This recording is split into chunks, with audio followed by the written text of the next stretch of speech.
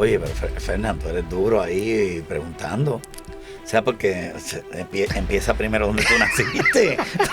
¿Por qué, digamos, una docena de periodistas no logra investigar lo que, por ejemplo, Cobo podía investigar con su grupo de trabajo? La prensa es lo más cruel. De hecho, este país lo tiene dañado la prensa. O sea, eso quiere decir que a los de arriba, a los dueños de los medios, no les interesa lo que se dice al final. Que no tienen control, que han perdido el control. Tu competencia ya no es lo que hace Tele 11. Tu competencia es lo que hace Alofoque. Me dijiste que el mollero de la prensa es más duro que el del gobierno, sí, ¿verdad? Ok, si le agregamos el mollero religioso, ¿cómo sopesas uno? Director de base de fe no es un cabildero de la iglesia, es un cabildero del alcalde con la iglesia. Ray, la prensa criolla es de izquierda. ¿Cómo se encuentra la verdad? ¿La busca, la investiga, la encuentra o se le escurre de las manos, no la ve? Se hacen los locos con respecto a la verdad de las cosas. Una verdad que científicamente es una mentira. Cristo está vivo.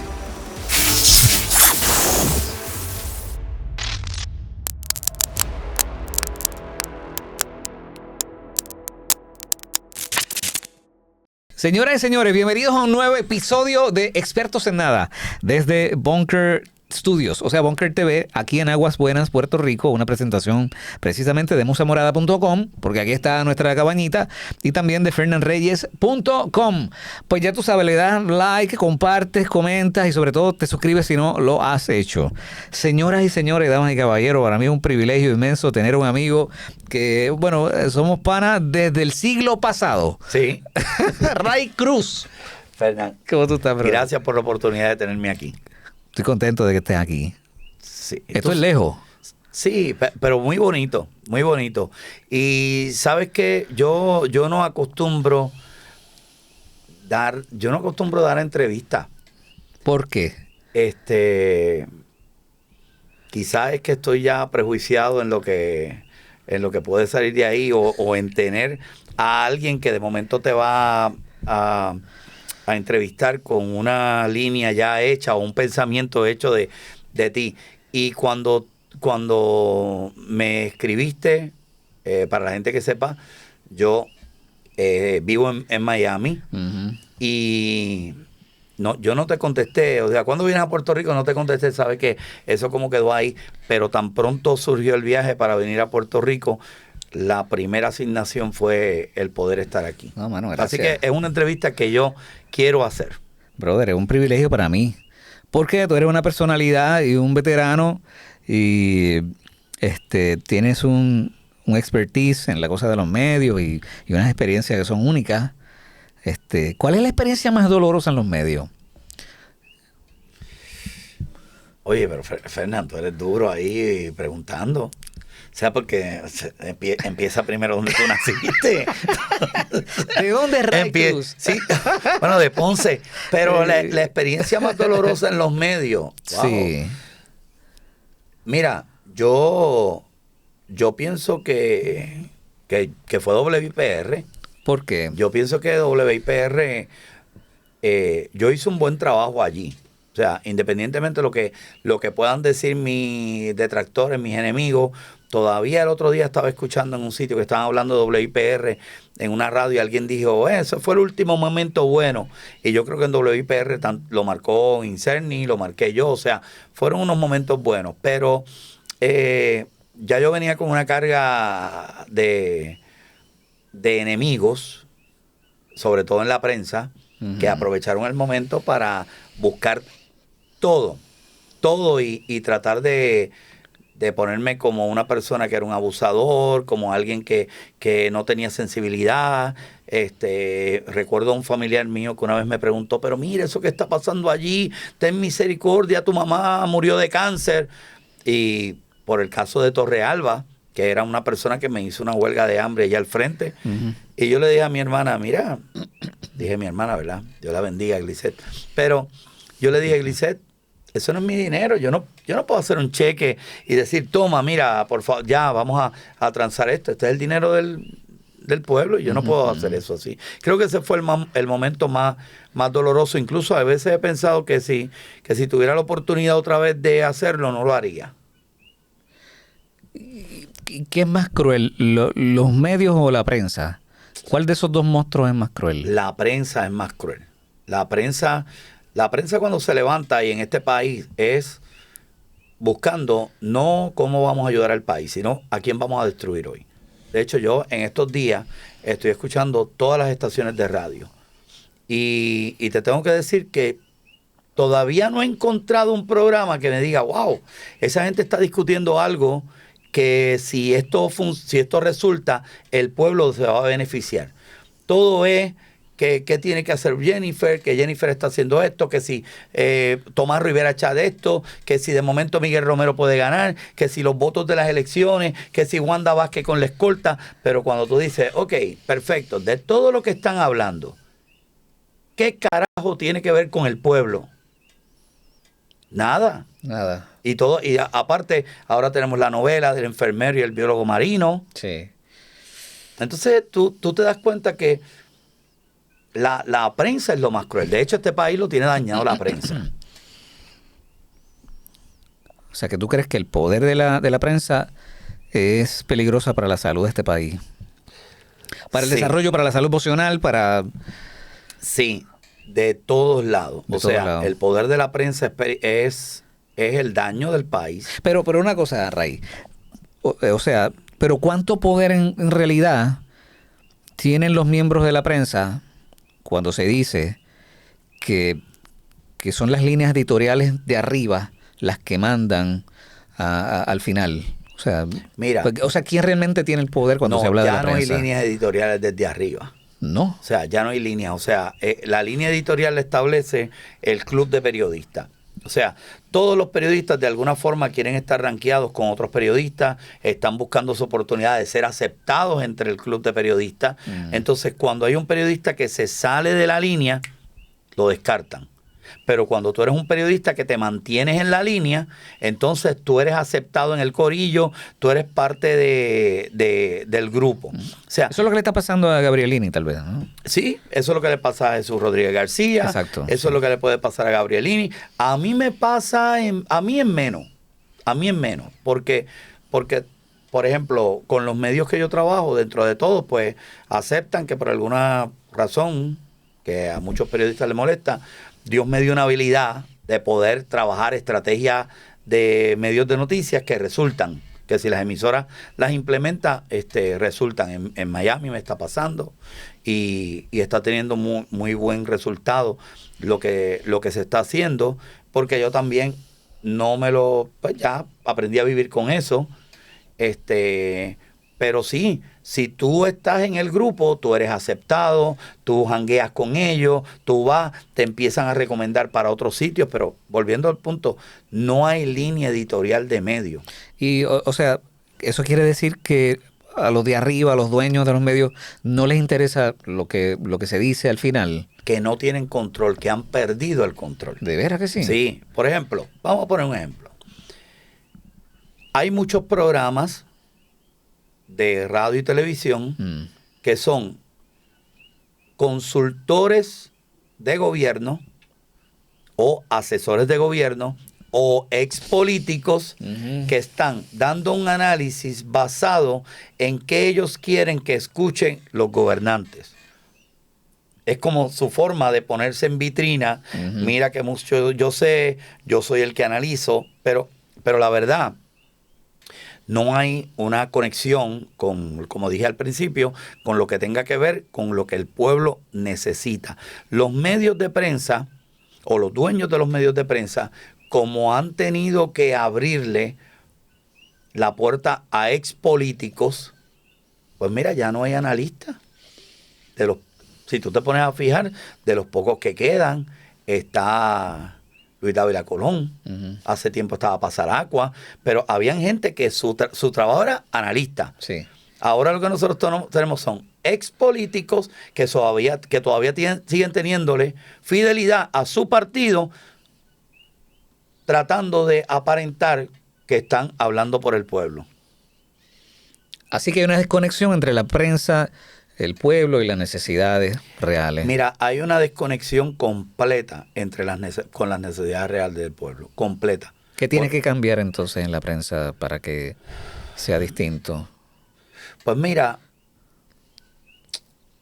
esa es tremenda pregunta, porque... Digo, si es reparable. Sí, sí, es reparable. Es reparable porque eso solamente tiene que empezar con uno, el que decida hacerlo, el que esté en este momento en una posición de poder en medio o en un programa, una posición y diga, ¿sabes qué? Yo voy a hablar de esto. Yo voy a empezar a hablar de esto, de lo que tiene que ver con la conexión del pueblo. Y cuando eso pase y los demás empiecen a ver los resultados, todos los demás van a cambiar. Ahora mismo, si tú te fijas, te voy a poner unos ejemplos de unas personas que dieron unos palos brutales en los últimos años. Gabrielini, Tiva TV, ustedes en Nueva Vida. Jesús Rodríguez. Jesús Rodríguez. Seguro. El otro, José Luis, es el Sin Censura, Prensa Sin Censura. Pero cuando tú analizas qué era lo que ellos transmitían, ellos transmitían algo que estaba afectando al pueblo que los medios tradicionales no cubrían. Ajá. Y ahí nacieron todas estas plataformas, que son plataformas que cuando tú de momento ves que está en una transmisión, se le conectan miles de personas. O sea, ahí empezó a salir. En algún momento, por la supervivencia de los medios, si no se dan cuenta que tienen que volver a conectar con el pueblo, por ejemplo, un analista, y perdóname que esto va a parecer una irresponsabilidad, un analista la semana pasada ¿verdad? Con todo lo que tiene que ver con la reforma de contributiva, todos estaban preocupados de cómo íbamos a pagar eso. Al pueblo no importa eso. Al pueblo no importa cómo lo vamos a pagar. El pueblo quiere, oye, bájame los impuestos. Que el país se va a fastidiar. Y cualquiera podría estar diciendo, Ray, eso es una irresponsabilidad tuya. No, es que nosotros gobernando para el pueblo, que tienes que cortar de otro lado, que ya no puedes hacer las fiestas de la calle San Sebastián, que ya no puedes estar haciendo los paris que hacen y las ferias en turismo, pues no las hagas. Pero hay una preocupación más grande por la administración gubernamental que por suplir las necesidades del pueblo. Tiene que venir uno. Cuando el primero que lo haga, el primero que vuelva y se conecte, que el pueblo por lo menos diga, wow, esto está hablando de lo que a mí me preocupa, no puedo pagar la casa a final de mes. El último issue grande que nosotros tuvimos, este país tuvo, que verdaderamente conectó con el pueblo, fue cuando la crisis de Luma. De ahí para allá, no hay otro issue, todo es chisme. Que si Tomás Rivera Chacal, que si esto, todo es chisme. Bueno, pero eso es vagancia. O sea, es el lente de la prensa. O sea, ¿y qué es lo que ellos están viendo? No, fíjate. ¿O qué es lo que no? O sea, ¿por qué no ven esto que tú estás expresando? Porque su meta es destruir al gobernante. O sea, que el mollero, bueno, y en ese sentido, ¿cuál mollero es más duro? ¿El mollero de la prensa o el mollero del Estado? El gobierno. Es que fíjate una cosa, ya todo, para mí yo creo que es el mollero de la prensa. Sí. Si el mollero de la prensa no fuera tan fuerte, Ricky Rosselló hubiese sido siendo gobernador. O sea, él tenía el gobierno, él tenía el poder, él tenía todo, pero él perdió eso. Si el mollero de la prensa no fuera tan importante, quizás Wanda Vázquez hubiera ganado la primaria. ¿Por qué? Porque no hubiera pasado lo que pasó de que se tuvieron que atrasar la elección una semana más y todo esto, y pasó así. O sea, el mollero de la prensa molesta, pero el mollero de la prensa lo que hace es, y dice, ¿quién es nuestro enemigo hoy? Es Jennifer. Hay que tumbar a Jennifer. Vamos contra ella, no importa todo lo demás, vamos contra ella. ¿Quién es? Los PNP dicen, no, Pablo José, ese es nuestro enemigo, vamos contra él. Vamos, pero todo es, cuando tú escuchas una emisora es contra un político. Todo es para tumbar a aquel, para tumbar a este, para tumbar. Pero, ¿sabes? Estamos hablando de unas cuantas cosas a la misma vez, pero están ahí, está bien. Te voy a preguntar lo siguiente, saltando un poco, pero dentro del mismo tema. Tú como experto en el asunto de las noticias, ¿no? Y del periodismo y demás en el país, y fuera de aquí también, si este episodio, de hecho, lo van a ver, si esto lo está viendo un profesor de comunicaciones que tiene todos los días en el salón, yo no sé, 10, 20, 30 jovencitos que quieren ser un día un presentador de televisión de noticias, de reportero, ¿Qué es lo que no saben esos profesores? ¿Qué es lo que deberían saber? Dios mío. Bueno, ¿Qué les falta? bueno, fíjate una cosa. Una vez yo tuve que dar una charla en una universidad y cuando yo hice la siguiente pregunta, ¿alguien me puede decir qué es CUME? ¿O alguien me puede decir qué es TSL? TSL. Nadie Nadie sabía la sabía. pregunta. Y Ok. yo le dije, ok, es la forma como se mide una encuesta. Cantidad de gente es CUME, largo de sintonía es TSL. Si tú quieres ser un comunicador y no sabes eso, o sea, entonces te falta algo. Entonces, sí te enseñan unas bases, te enseñan el periodismo, te enseñan a hacer algo, pero no te enseñan a ser efectivo, productivo, a hacer gancho. No te enseñan a cómo tú hacer que tu programa sea el número uno para que tus ratings estén arriba y tu periodismo pueda alcanzar mayor gente. Ahora, eso es una. El otro punto también es que las universidades y que los profesores, que pienso que tratan, pero las universidades son un negocio de matrícula, de cuántas matrículas yo hago. Entonces, alguien me decía hoy que en la universidad donde él estudiaba estaban usando el software de Audacity. Rayos. Tú sabes que Audacity Please, no. es lo más mediocre que hay. Sí. Entonces, es un juguete. ajá, y tú de momento no estás ni probando con Pro Tools ni Adobe Audition. Y claro, él me decía, yo me aburrí de eso porque no hay plugin, no hay cosas. O sea, tú de momento, y el reto de un profesor es que cuando un estudiante llega, ese estudiante digitalmente sabe más que ese profesor. Entonces tú de momento a una persona que brega con CapCut, con plugin, con cosas, tú vienes y le dices, mira, vamos a usar Audacity. No, por favor, sí, O es sea, un chiste. ya de momento es un chiste. Ese es un punto. El otro punto también es que hay que comenzar también a enseñarle cómo poder ser efectivo en sus propias plataformas. Hablaba, ¿verdad?, hoy que hay personas que estudian comunicaciones y de momento se van a una mesa en un programa de televisión. Por ponerte un ejemplo, como Pelota Dura, que es un tremendo programa, pero tú tienes personas que están sentadas allí en una mesa escribiendo o produciendo, que ese no era su sueño. Su sueño era estar haciendo reportajes, sacando noticias. Entonces, si tú no empiezas también a poder cumplir tus sueños, va a llegar un momento donde te vas a aburrir. Te vas a aburrir de esto. Entonces, yo creo que a ellos les hace falta decir, enseñarlos a exponerse, a presentarse a lo que, por ejemplo, tú muy bien sabes hacer. Tú no dependes de un medio tradicional, tú te expones y estás en todas las plataformas. Entonces, creo que eso es una de las cosas que falta. Ya no es tanto cómo se escribe una noticia, cómo se presenta, ya no es tanto qué, cómo, cuándo, dónde, sino la pregunta más importante que tiene que saber un profesor es, ¿importa eso, lo que tú estás hablando? Es relevante. ¿A quién le importa? ¿Quién se levantó esta mañana preocupado porque a Wanda Vázquez tienes corta? Exacto. Ahora, ¿quién se levantó preocupado esta mañana porque no sabe si va a poder pagar la casa a final de mes? ¿Y la luz? Y la luz. Sí. Entonces, ve, y tienen que aprender, tiene que empezar a conectarse todo el mundo. Bueno. Pero las redes sociales, Ray, han venido a ser un reto o un problema para lo que era la prensa tradicional. Sí, ha sido un reto, porque el problema es que las redes sociales democratizó los medios informativos. Entonces, de momento ya los medios informativos no dependen de una estructura de un periódico, de una familia, de una compañía, no depende de eso. Lo democratizó.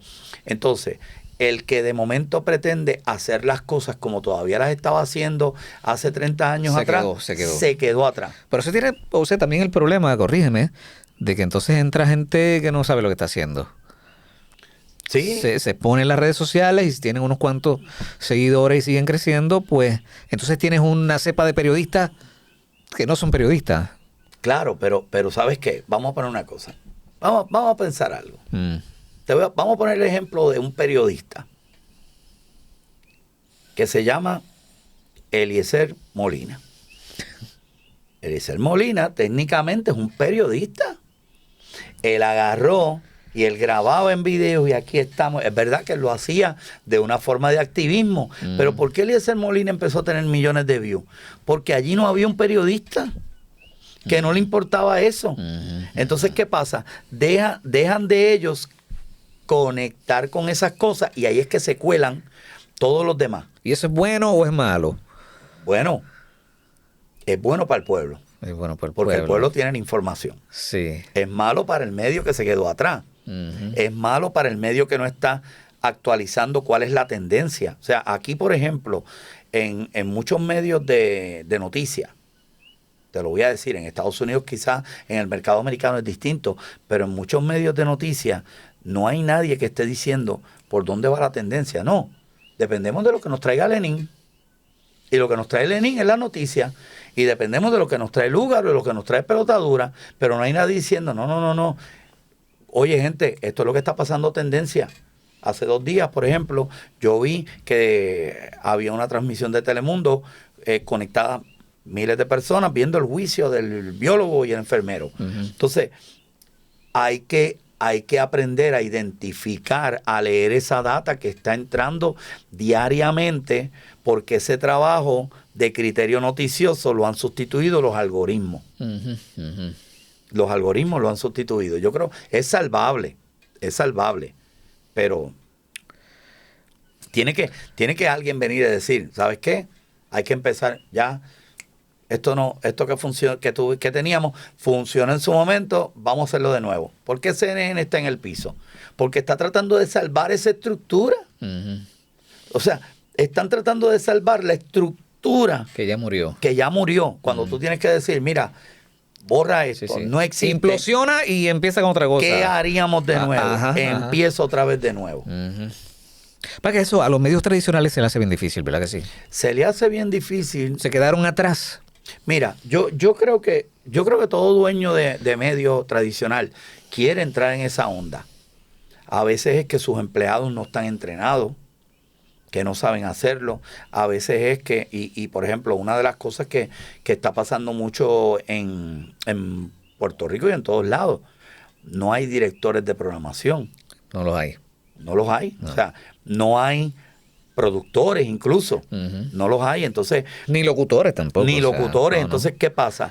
De momento, un director de programación no es alguien que te dice, el programa va a ir a las 10 de la mañana. No, un director de programación se sienta, ve, ¿qué pasó? ¿Por qué este programa bajó aquí? ¿Por qué en Facebook no tiene tanto engagement? ¿Por qué no comenta tanto? Oye, vamos a hacerle este cambio. O sea, esa estrategia no la hay. Los dueños quieren que aparezcan, pero yo entiendo que mucha gente que nos está escuchando ahora, que está en estaciones de radio, deben de empezar a educarse, a aprender, a buscar cómo se hacen las cosas para que entonces ellos puedan ir creciendo en los medios que trabajan. Yo te voy a decir una cosa, Ray. En estos días yo estaba conversando con un dueño de emisora de radio y el hombre me dice, ya no tengo nada de eso de redes sociales, es una mierda. O sea, hay unos cuantos... Sí. Hay unos cuantos que están totalmente desconectados de cosas que ya hace rato que están instaladas y con éxito. O sea, y que se niegan a entrar en temas que hace rato están. Yo te voy a poner un ejemplo que a mí me pasó cuando yo empecé a dirigir Noti1. Cuando yo empecé a dirigir Noti1, que yo venía de producir con Ganser y Funky, con Marcano. O sea, yo venía de un mundo de entretenimiento. No era de noticias. Yo venía de un mundo de entretenimiento. Cuando yo empiezo a ver y yo digo, todo esto que hacemos en entretenimiento, en FM lo podemos insertar aquí. La emisora tradicional WKQ, que era una emisora súper muy sobria, esa emisora dijo, eso no va a resultar. Eso no funciona. ¿Eso te dijeron a ti? Eso le decían a sus empleados. Ok.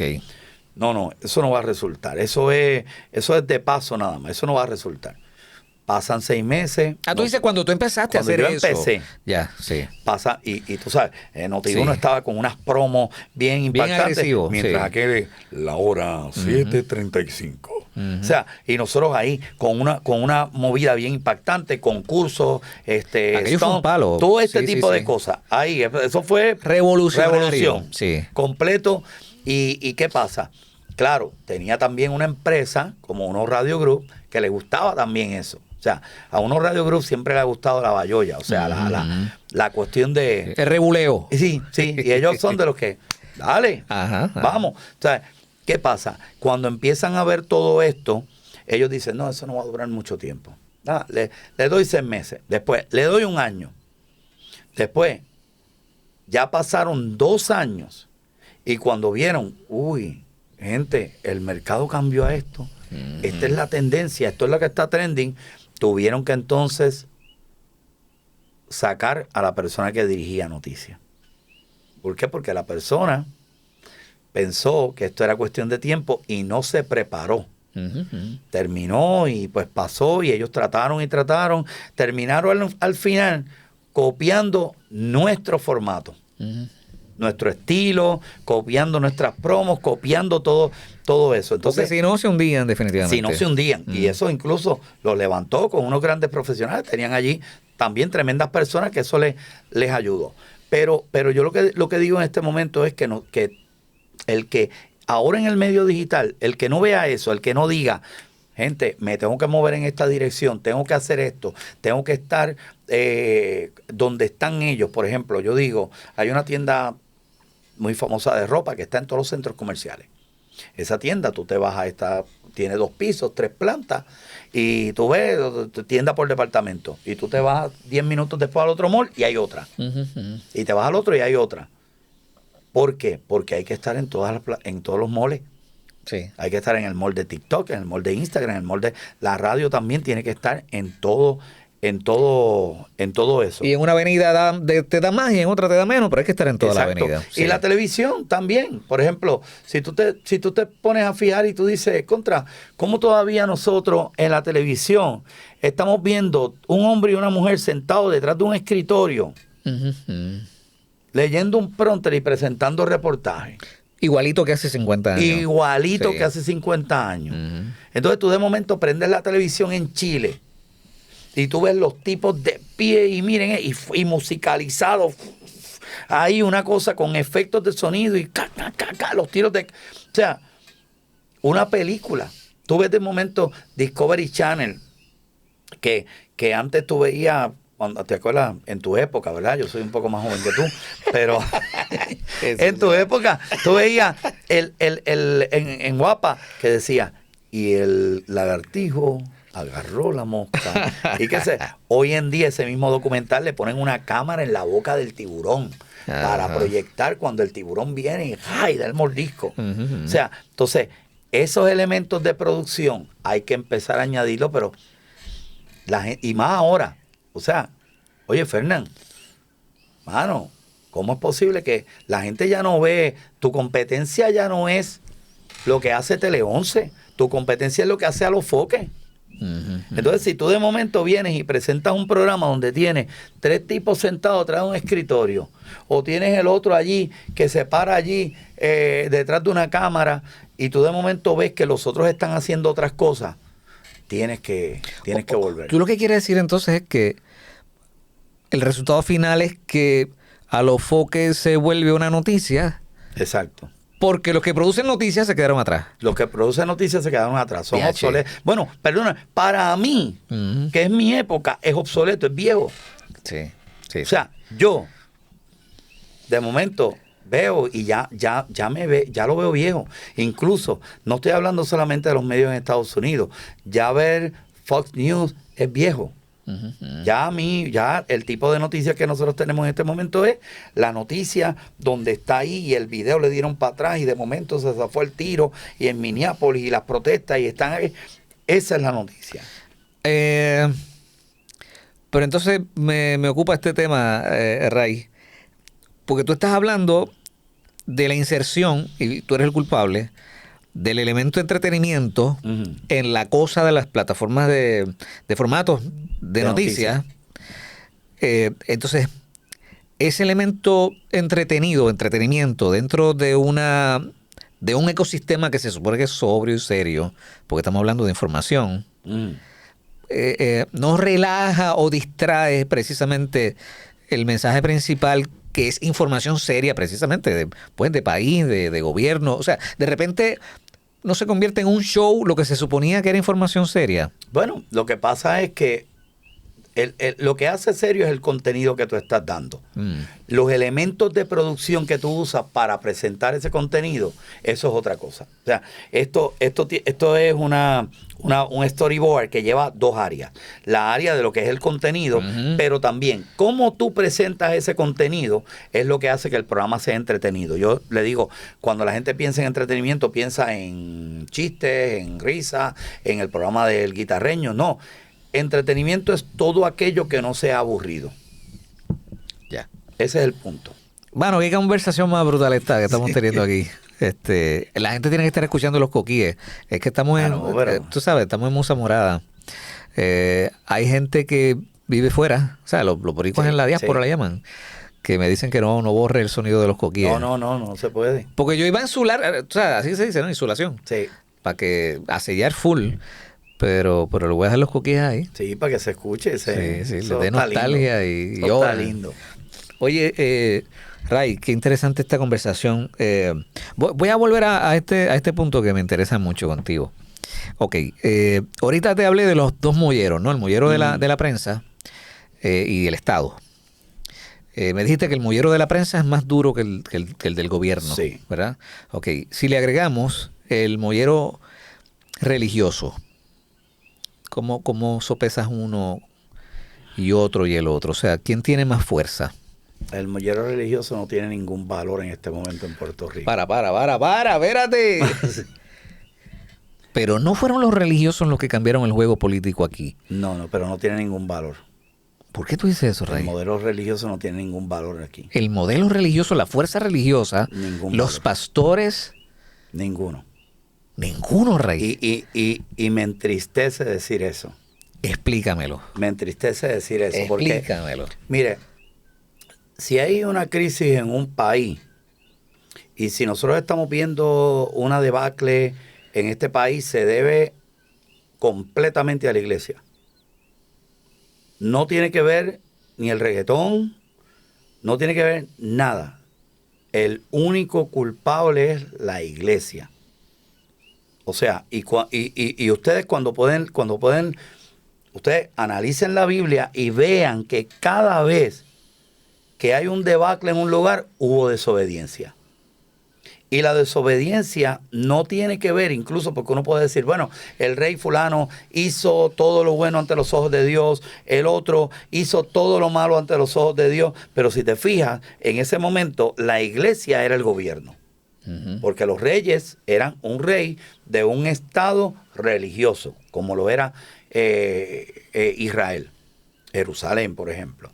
Entonces, cuando tú de momento tienes un país como este, que la iglesia, su interés primordial es estar bien con el gobierno.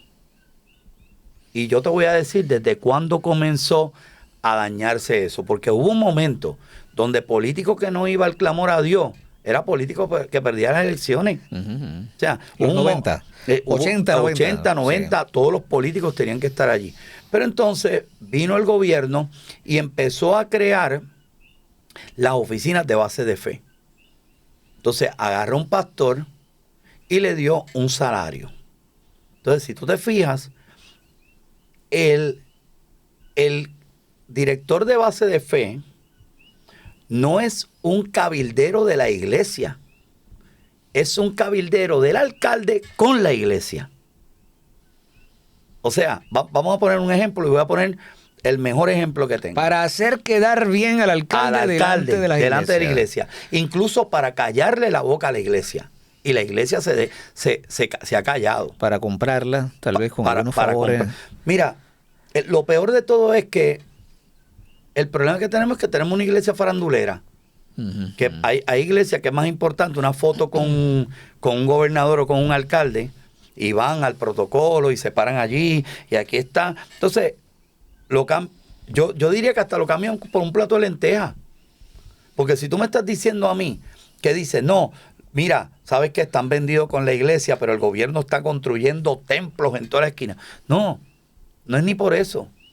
O el gobierno le está dando dinero a sus instituciones sin fines de lucro y están poniendo... No, ni es ni por eso. Es por decir que son amigos de tal, que aquel se reunieron, que oramos por el gobernador, que fuimos a Fortaleza y oramos por ella. Oramos por ella. O sea, pero volviendo al tema, la iglesia completamente es inoperante en Puerto Rico a nivel de lograr cambios y transformaciones. Completamente.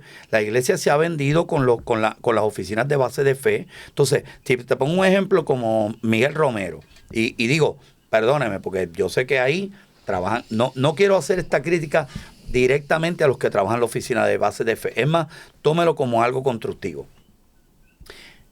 Viene Miguel Romero, hace un homenaje a los gays, hace la parada gay, desfila con los gays.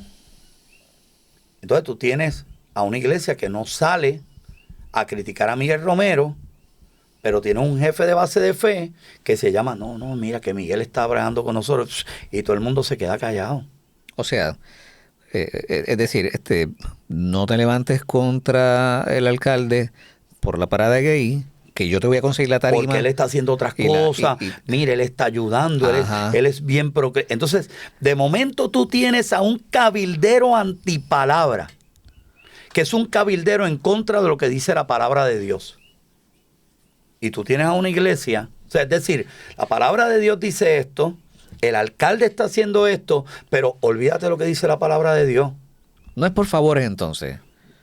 Mira, digo, salvo algunos casos, que hay gente que ha sacado provecho económico, salvo algunos casos, yo creo que es más bien por el faranduleo. Por el faranduleo de decir, yo estoy con fulano, yo estoy con aquello. Es más por el faranduleo.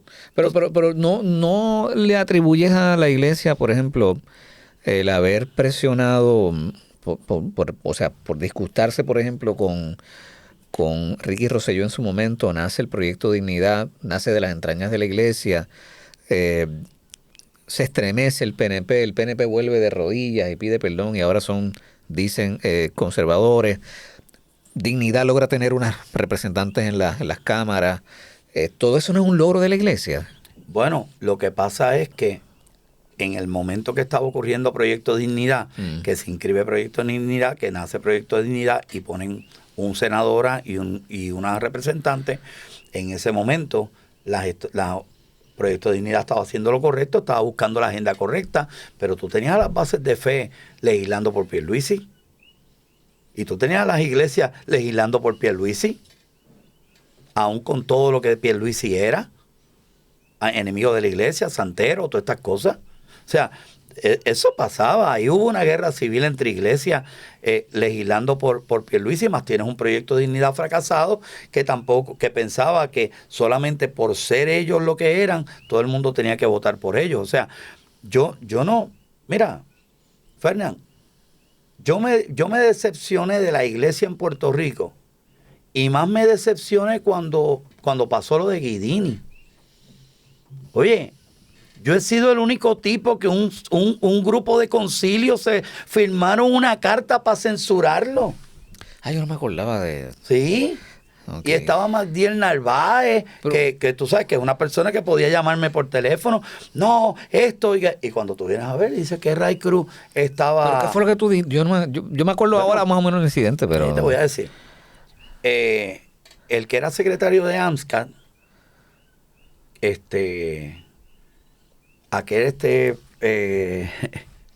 ya ni me acuerdo su nombre, pero el que fue pareja de Manny Manuel.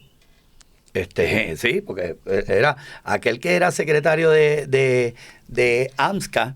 Este hombre agarró y tuvo una pelea donde tuvo un encontronazo con una persona y lo discutió y lo alteró y todo este tipo de cosas. Era bajo la administración de Pierluisi, una persona que es abiertamente gay, no olvídate, no importa. Esta persona tiene ese choque de relaciones públicas, el ex senador, porque él fue senador, alcalde de Salinas, o sea, tuvo una lucha con el gobierno, ahí en video sale peleando con alguien, insultando borracho a una periodista, perfecto. A la semana, en medio de todo ese lío, él participa en una actividad en la iglesia de los Guidini, como parte de un plan de lavarle la cara y de relaciones públicas. Tú levantaste la voz. Yo levanté la voz, yo dije que el altar de Dios no es para eso, por lo menos de donde yo vengo. Y a mí me criticaron por yo pelear por la integridad de la iglesia, porque en ese momento era más importante mantener la credibilidad de una figura que yo aprecio, como Elizabeth Guidini, porque ha hecho una gran obra, pero ahí se equivocó. Y era importante mantener esa, como era el club, ahí no importaba la palabra, ahí no importaba el altar, ahí no importaba derramar sangre o poner ídolos en el templo, ahí no importaba. Entonces cuando yo venía a ver las asambleas de Dios, todos los concilios hicieron una carta censurándome a mí. Y todas las estaciones de radio estaban, y Matiel Narváez lo que puso fue un poema. Una de estos, Matiel Narváez estaba indignado, claro, va a estar indignado. Si es su guiso, es su guiso. Pero ¿sabes qué? Él tenía que decidir en ese momento a qué yo le pongo respeto, a la figura humana, o le pongo respeto a la integridad de una iglesia que estaba siendo utilizada por un político para lavarse la cara. Yo recibí todos esos cantazos y en ese momento yo dije, mira, ¿sabes qué? Señor, yo defendí lo que yo tenía que defender. ¿Que no lo van a volver a hacer? Yo espero que no. Que todo el mundo se aguantó y dijo, yo espero que no. Pero esas son las cosas donde tú te das cuenta que la iglesia aquí es inefectiva. Digo, y perdóname, déjeme decir, porque yo respeto la labor de Carlos Sánchez. Yo respeto la labor de René Pereira. Yo he tenido diferencia con René Pereira, pero yo respeto a Ángel Esteban Martínez en Ponce, tú sabes. Aquí pastores que uno ve también, digo, y perdona que no diga todos los nombres. Yo respeto esa labor. Yo respeto pastores que han estado ahí. ¿Sabes? Tú ves ahí, hay mucha gente que ve a Carlos Sánchez como un loquito ahí, parado ahí. Mira, Carlos Sánchez estaba ahí. Entonces, y yo respeto eso, pero todo el cuerpo pastoral farandulero que le es más importante lavarle la cara a un político que lavarle la cara a Jesucristo. Ray, aprovecho la coyuntura para preguntarte cómo tú manejas el asunto de... O sea, hay un montón de gente que te tiene... Que me ama. Que te tiene cosas así. O sea, hay gente hay gente que te tiene miedo. Y hay gente que tiene miedo. Sí, hay gente que te tiene miedo. Es la primera miedo. vez que escucho eso. Y hay gente que, o sea, que va a decir Ray. Y hay gente que te tiene odio, por decirlo de alguna manera, ¿verdad? Que se sienta dura. Eso no es una palabra muy evangélica, ¿verdad? Pero, o sea, me sigue lo que te digo. Hay gente que te tiene roña. Sí, ¿verdad? Sí. ¿Por qué Ray habla así, dice esas cosas y hace esas publicaciones y esos señalamientos? Ok, la pregunta es cómo tú manejas, porque tú sabes lo que mucha gente dice y siente, puedes percibir. O sea, ¿cómo tú manejas eso? Me doy cuenta de que tú no tienes miedo y expresa lo que quieres expresar, cueste lo que cueste, pero a veces... Porque se pierden algunas relaciones y amistades, ¿o no? Sí. ¿Y cómo manejas ese? Y no solamente relaciones y amistades, se pierden oportunidades de trabajo. Porque, por ejemplo, hay gente que puede saber que tú eres bueno en algo y dices, ya, este tipo es bueno en eso, pero no, él no. Gracias a Dios, por ejemplo, en los lugares donde yo estoy, uno de ellos es Al Sol, que hago 2 segmentos todos los días, pues yo me he encontrado con gente allí que de momento, ellos no siempre están de acuerdo conmigo, y en Miami es otra cosa. En Miami es como si yo hubiese llegado con el crédito limpio, nadie sabe. O sea, en Miami es otra cosa. Tiene 800. Sí, hay 800. Pero, por ejemplo, ¿cómo yo brego con eso? Sí, ¿Cómo concilias la pérdida de relaciones y de oportunidades cuando no te puedes callar. Tú sabes, cuando dices, yo tengo que decir esto y tengo que decirlo de esta manera, sabiendo lo que te puede costar. Bueno, una vez un amigo me dijo que yo tenía que hacer pacto con la izquierda liberal en algunos puntos donde estaría dispuesto a ceder. Y, ¿verdad? Porque dice, Ray, los 10 puntos no los puedes ganar. Si ganas 2, ganas 3, pero tienes que ceder en otros Y cuando yo analicé en eso, yo dije, él tiene razón. ¿Por qué? Porque es precisamente lo que te estaba hablando de la iglesia. Ceden en unos puntos para ellos no pagar impuestos. Aunque tenga que ceder la palabra y poner la palabrita a un lado, pero si no pago impuestos, pues estoy bien. O sea, yo hasta ahora yo no me he tenido que entrar en eso. Hasta ahora tampoco te puedo decir, oye, mira, en algún momento voy a tener que bajarle un poco, es verdad, pero hasta ahora no he tenido. Yo sí, por ejemplo, me pongo cuando sale un video y veo los comentarios y la gente empieza a insultarme, y aquí dice todo el mundo, la gente, yo no sé, a veces hay palabras que yo no entiendo porque pone que sí, MMB, HDL, GP, o sea, yo todavía, o sea, ya hay insultos ahora que yo no entiendo, pero yo me empiezo a ver de todo esto. Pues, nada, yo creo que Aguantas la que te toca, entonces. Mira, más gente me respeta. Porque, por ejemplo, en estos días que he estado aquí, donde quiera que me he parado, alguien, oye, Ray Cruz, mira más gente me respeta. No he tenido todavía nadie que me pare con desprecio. Más gente me respeta. ¿Por qué? Porque de momento hay gente, y a ti te pasaba cuando tú estabas bien con el tema de la vacuna, que la gente dice, oye, ese tipo está dispuesto a calentarse, pero él está defendiendo lo que yo pienso. Y mucha gente respeta eso. Mucha gente respeta eso. Sí. Incluso yo creo que hasta los mismos colegas saben que no estoy de acuerdo contigo, pero ese tipo es duro en lo que él piensa y es duro en lo que él piensa. O sea, yo lo veo con eso. Sí, a veces me afecta, me preocupa más quizás por la familia, porque la familia pues tiene que ver cómo es su hermano, su papá, su esposo. O sea, tú quieres decir que tú no eres un show. Lo que tú haces, lo haces convencido, como una misión de vida, además de un trabajo. Yo lo hago convencido. Porque para meterte, ¿verdad? De esa manera. Yo lo hago convencido en forma de show. Ya. Sí, porque te tengo que decir que sí le pongo el factor producción. El piquecito. Para meterle el piquecito ese. Pero al final, el mensaje que está llegando es el mensaje que yo quiero llevar. Esta pregunta es importante. Ok, como un periodista, como una persona de noticias como tú, ¿cómo se encuentra la verdad? ¿Dónde está la verdad? Cuando llega una información y te toca hacer un trabajo investigativo, que eso no abunda mucho en estos tiempos, ¿no? Corrígeme. Uh-huh. Y tú dices, bueno, déjame buscar por aquí, por allá. O sea, ¿cómo se encuentra la verdad? Y con esa pregunta, la pregunta de, ok, una vez me la conteste, la otra pregunta junto con esa es, la prensa, ¿la busca, la investiga, la encuentra o se le escurre de las manos, no la ve, se hacen los locos con respecto a la verdad de las cosas? Háblame un poco de eso. Ok, mira, yo creo que hay dos puntos que uno tiene que marcar. Una cosa que son los hechos y otra cosa es la verdad.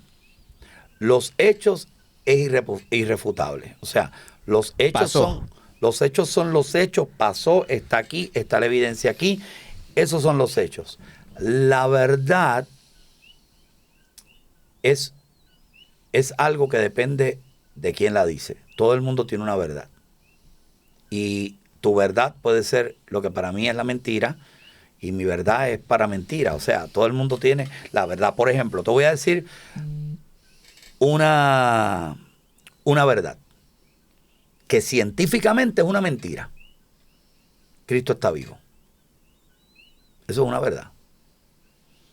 Pero cualquier algoritmo en el futuro te puede decir, existió un hombre que se llamaba Jesús de Nazaret y murió crucificado en tal día. No se tiene evidencia de que haya sobrevivido. Nuestra verdad es que está vivo. Y es una completa verdad. Entonces ya tú ves ahí que la verdad y la verdad depende de quién la dice. Los hechos son los hechos. Es cuando yo puedo decir, oye, mira, la historia revela que existió. La historia revela y encontraron unos documentos que encuentran que 3 días después llegaron y había la tumba vacía, no se sabe que el cuerpo, ya entonces ahí hay unos hechos. Entonces, en este caso, por ejemplo, la prensa tiene una opinión que cada cual dice su verdad, que si se van a robar las elecciones, que si el voto por correo, que si... esa es su verdad. Los hechos son, ¿qué ocurrió? ¿Se robaron las elecciones? ¿No se robaron las elecciones? Han encontrado evidencias de que habían unas máquinas que Venezuela hackeó en Puerto Rico y que posiblemente Pierluisi ganó porque se robaron las elecciones.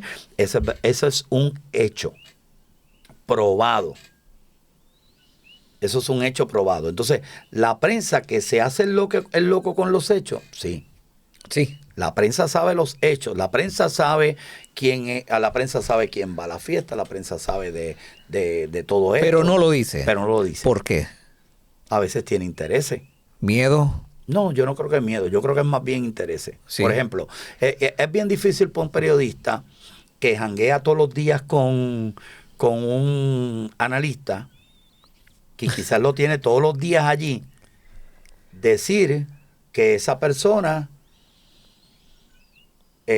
fue amigo de Epstein. ¿Por qué? Porque dice, oh, no, pero imagínate, oye, fulano, que es amigo de nosotros, que jangueamos juntos, o sea, y hay gente que no toca, que oculta cierta información porque no quiere entrar ahí. Pero la prensa lo sabe. By the way, ¿tú has escuchado de que supuestamente Puerto Rico tiene su propio Epstein? Sí. Sí. Sí, lo has oído, ¿no? Y que trabaja con Jennifer González.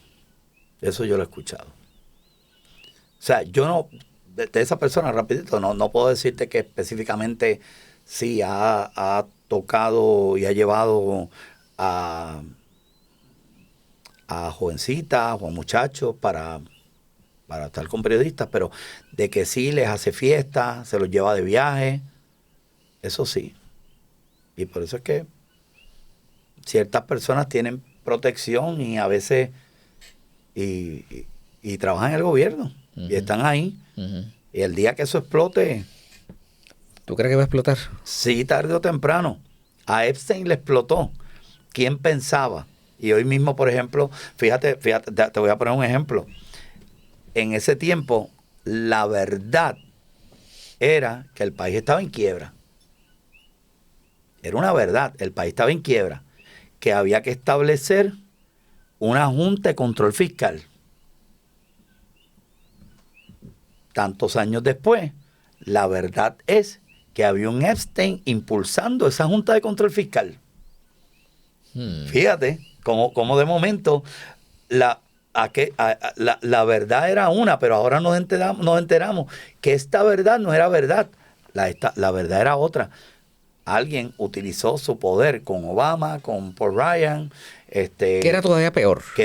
Para establecer una junta de control fiscal, que todavía la tenemos aquí, sí, para pagarle la deuda a los amigos de la lista. O sea, tú ves, pero ese tipo de cosas, ¿quién la va a sacar? Nadie las va a sacar, porque habría que entonces preguntarle al gobierno de ese tiempo cómo llegaron a eso. ¿Verdaderamente entendieron que el país estaba en quiebra y había que declarar en quiebra? ¿O llegó una orden de Washington y dice, oye, declararon en quiebra? O sea, pero ya ese tipo de preguntas no se hace. Ray, la prensa criolla es de izquierda. ¿Eso es cierto? Fíjate, yo pensaba que vamos primero definiendo el tema de izquierda. El tema de izquierda, si lo vemos en el aspecto de Puerto Rico hace 50 años, que era o Estados Unidos o anti-Estados Unidos. Si eras de Estados Unidos, eras eras de derecha. Si eras anti-Estados Unidos, eras de izquierda. Ese término ya no existe. Puerto Rico está dividido en dos puntos: liberal y conservadores. Eres de izquierda liberal o eres de derecha conservador. Entonces, por eso es que tú tienes un Kenneth McClinton, es de izquierda. Un Ricardo Rosselló es de izquierda. Un Pedro Pierluisi es de izquierda. O sea, porque son liberales. Un Miguel Romero. O sea, tú tienes de derecha, posiblemente en el Partido Popular, a un Charlie Delgado. Entonces, sí, la prensa en este momento sí es de izquierda, pero no necesariamente toda la izquierda es antiamericana. Se identifican con eso porque el partido o los partidos que se identifican con sus posturas liberales son los partidos que buscan más estar alejados de Estados Unidos. ¿Y el PNP es conservador? No, el PNP es un partido liberal, completo. El PNP es un partido liberal, salvo algunos casos, tú sabes que... Bueno, pero están sacando unos proyectos. Sí, por eso yo te digo, salvo un caso como Tomás Rivera Chat, que dentro de todo, nosotros hemos tenido nuestras diferencias, pero ¿Se va a ser el gobernador de Puerto Rico el 28? Mira, yo creo que él gana una primaria. No sé si gana una elección. Ahora, ¿tienes duda de eso? Sí, porque él es muy volátil. Es como decir ahí, Ray Cruz, tú puedes convertirte en el presidente de las iglesias pentecostales de Puerto Rico. Pues yo te puedo decir que no. De que tendría toda la capacidad para hacerlo, sí. Pero como soy tan polarizante, no tendría los votos. Entonces, el problema de Tomás Rivera Chat es que es polarizante. Es un tipo brillante. ¿No es lo que quiere el país ahora? Una figura como esa. No, yo creo que el país necesita de alguna forma mediadores. Entonces, conciliadores. Fíjate una cosa, cuando empezó este cuatrenio, incluso en el cuatrenio anterior, yo veía a un Tomás Rivera Chat que de momento la gente estaba sorprendido. ¡Wow! Mira qué diplomático. Y está, de momento, el problema que tiene Tomás es que Tomás, cuando llega una figura que lo saca por el techo, él ahí pierde la clase. O sea, cuando él pierde la clase. Pero si Tomás Rivera Chat, yo creo que dentro de todo, dentro del público cristiano, tiene una admiración. Yo diría que bastante prominente. Tiene una admiración, sí. Pues bastante importante. Y si Tomás Rivera Chat le bajara un poquito pero es que los evangélicos ya están con el full, o sea... No, pero yo te digo para gobernación. Yo diría que... Lo que pasa es que yo no... Igual. Oye, si no pudieron elegir un gobernador en Proyecto Dignidad, los evangélicos no tienen los votos. Pero por vía del PNP, más viable. Claro, pero entonces para eso tiene que saber hacer alianza con los moderados del PNP. Entonces, esos moderados del PNP no les gusta la pelea. No le gusta verlos peleando con otros. Ese es el punto. Ray, te pregunto, esta es mi percepción, ¿verdad? Si la premisa es correcta, ¿por qué, digamos, una docena de periodistas no logra investigar lo que, por ejemplo, Cobo podía investigar con su grupo de trabajo? Porque es que no tienen la intención de hacerlo.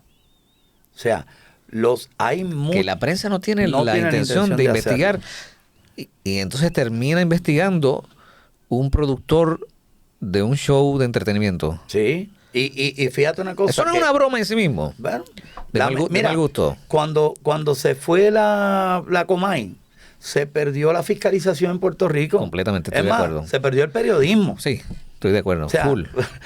Se perdió el periodismo. Y por eso lo pregunto, sí, de hecho. Sí, entonces, ¿qué pasa? Por ejemplo... Pero eso es un chiste, o sea... Sí, es un chiste, pero fíjate, en México hay un payaso que es un payaso que tiene un programa de televisión de noticias y ahí van políticos a entrevistarse con él. O sea, pasa, no me acuerdo el nombre de él, pero lo he visto a cada rato, el payaso que da las noticias.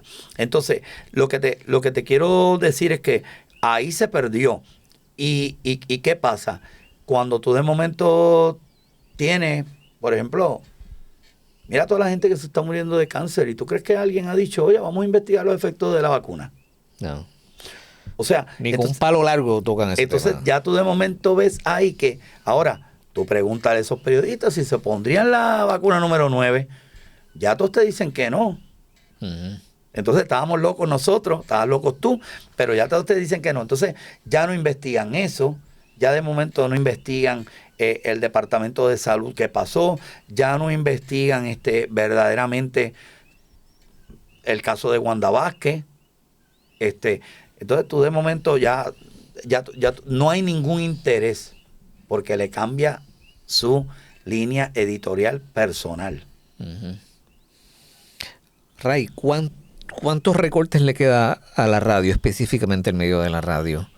Tú que eres un tipo de radio, digo, ha hecho de todo, pero... Sí, pero ¿verdad? yo no creo yo creo que la radio ¿Cómo tú lo ves? va a durar mucho más. ¿O sí? Ahora, es como yo preguntarte hace 30 años atrás, 25, ¿cuánto va a durar la música? Porque ya no hay CDs en los carros. Entonces, no, la música siguió, cambió de plataforma. Uh-huh. La radio, personas de radio, nosotros, por ejemplo, estamos haciendo un video hoy, pero nosotros esto tú lo pones en radio y funciona. Uh-huh. Entonces, lo que te quiero decir es, lo que estamos es mudando de plataforma, pero todavía, si te fijas, el formato sigue de tu escuchar, sale una música, entra el DJ, después el jingle. Yo creo que dentro de todo, aún en el digital, eso sigue teniendo prominencia. Pero en términos del negocio, si la facturación sigue siendo cada vez más pequeña para los medios tradicionales, pues bueno, Sí. o sea, pues será cada vez más pequeña la posibilidad del medio. Ahora vamos a la próxima pregunta. La pregunta entonces sería, ¿cuánto le queda al spot de 30 segundos? ¿Cuánto le queda? Ahí es que... ¿Y cuál sería el modelo entonces? Bueno, hay que crear un modelo nuevo. Hay que crear... ¿Se podrá? Sí. O sea, hay que crear modelos no sé, me imagino que será modelos de entrevistas, modelos de hacer programas producidos de radio para el cliente. O sea, hay que crear modelos distintos, crear contenido que sea también llevando una venta dentro de esa combinación de música, de todo eso. O sea, eso es lo que hay que cambiar. Y sobre todo, por ejemplo, en el último mundial, la plataforma de Telemundo demostró algo, que tú puedes vender un spot súper barato, pero en vez de estar saliendo un solo spot, cuando lanzaba el spot de 30 segundos, salían 100,000 spots. Y cada ciudad o cada zip code escucha una cosa diferente. Eso va a ayudar a la radio, porque en el momento que tú te vas a break, pero el celular del que está en Ponce tira un anuncio, y el que está en Aguas Buenas le tira otro anuncio, pero el que está en Sidra le tiró otro, y el de Caguas le tiró otro. ¿Tú me entiendes? O sea... Pero eso es posible. Sí, ya se puede hacer, ya hay tecnología para eso. Lo que pasa es que todavía no hemos buscado, ok, ¿cómo lo podemos hacer nosotros? Quiere decir entonces, esta pregunta se le hizo a Pedro Javier en esta Ajá. mesa. Quiere decir entonces que si tú tuvieras un saco de chavo con un par de millones de pesos molteados para comprar una emisora de radio, ¿tú lo comprarías? Si yo tuviera un par de millones de pesos para comprar una estación de radio,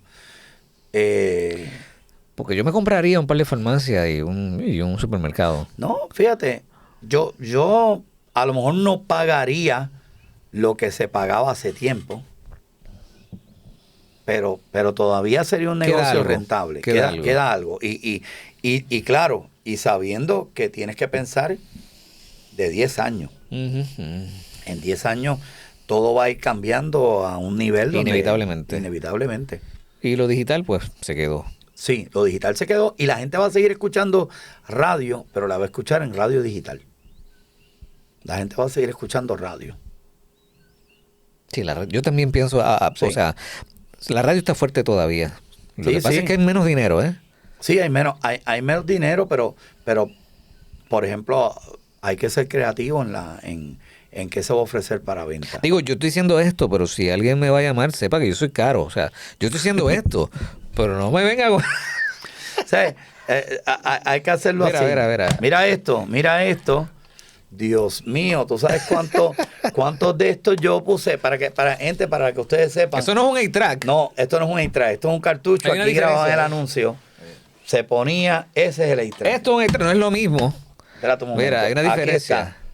Ricardo Rey, Bobby Cruz, Reconstrucción. Te voy a decir que tiene algo diferente. ¿Qué amigo puede darte? Soy tan feliz. ¿Viste? Está aquí, pero el cielo, ¿dónde está? El pregonero. Juan en la ciudad. Acá. Ahí está Juan en la ciudad. Ahí está Juan en la ciudad. Sí, brother. Pregunta, ¿cómo era esto de Program 1, Program 2, Program 3, Program 4? Porque lo que pasa es que los 6 tracks estaban divididos en 4 distintos programas. Entonces, lo único malo es que, por ejemplo, en esta primera parte, que esta última canción es Soy tan feliz, continúa en el Program 2. Y tú tenías que darle al botón. Y tú tenías que darle para que siguiera. Esa es la parte mala, tú sabes. ¿Podía ponerlo en loop o no? No. ¿En repeat? No. Caramba, no sé. No recuerdo que se pudiera. Porque tú sabes una cosa que yo recuerdo de los cassettes que me encantaba. No sé si te pasaba. Tenía la parte A y la parte B. Sí. Tú escuchabas una canción y tú sabías que si la sacabas y la virabas por el otro lado, empezaba la otra. Sí. Porque sí. si estaba sincronizado. Pero sí, cosas distintas. ¿Y el libro dónde se consigue?